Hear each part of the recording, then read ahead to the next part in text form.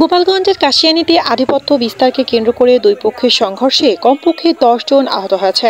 এ সময় বেশ কয়েকটি ঘর ভাঙচুর করা হয়। আমাদের কাশিয়ানীর প্রতিনিধি শেখ মোহাম্মদ পারভেজ জানায়, আজ বুধবার দুপুরে কাশিয়ানী উপজেলার কাশিয়ানী ইউনিয়নের খায়েরহাট গ্রামে এই সংঘর্ষে ঘটনা ঘটে। কাশিয়ানী থানার officer in charge OC Mohammad Zillur Rahman জানান, এলাকার আধিপত্য বিস্তারকে কেন্দ্র করে তুহিন কাজী ও খোকন শিকদারের মধ্যে বিরোধ চলে আসছিল। এ নিয়ে গত 13 জুলাই সকালে তুহিন কাজীর লোকজন খোকন শিকদারের সমর্থক কাশিয়ানী ইউনিয়ন পরিষদের মেম্বার জাফর মেম্বারের ঘরবাড়ি ভাঙচুর করে। এর জের ধরে আজ দুপুরে দুই পক্ষের লোকজন দেশীয় অস্ত্রে সজ্জিত হয়েছে সংঘর্ষে লিপ্ত হয়ে। প্রায় ঘণ্টাব্যাপী ধরা চলা সংঘর্ষে উভয় পক্ষ একে অপরের দিকে ইট পাটকেল নিক্ষেপ করে। এতে উভয় পক্ষের কমপক্ষে 10 জন আহত হন। এ সময় 5টি ঘর ভাঙচুর করা হয়। পরে খবর পেয়ে পুলিশ ঘটনাস্থলে গিয়ে পরিস্থিতি নিয়ন্ত্রণে আনে।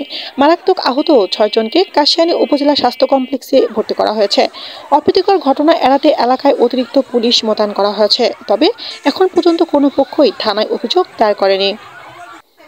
গোপালগঞ্জ নিউজ, এনএফ তানি।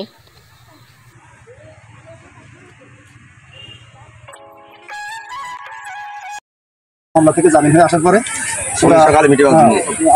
করার জন্য পরে জায়গায় আসার পরে ওরা হঠাৎ করে মনে করছে কি যে আমাদের মানে আইসা আক্রমণ করবে, এটা লোকজন গুছাইয়া এক জায়গা হয়েছে আমাদের অ্যাটাক করবে।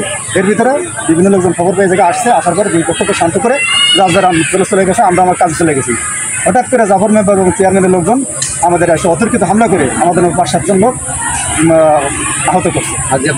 হাজি আব্দুর রব এবং তারা হাসপাতালে আছে। হাজি আব্দুর রব হাসপাতালে হাসপাতালে কাজ করছি। আর আমাদের বিপক্ষে যারা তারা অন্য এলাকার যে ক্যান্ডিডেট তার কাজ করছে। মূল বিষয়টা বলুন, সত্যি হলো সূত্রপাত। এদের পরে ওরা হঠাৎ করে আমাদের নামে একটা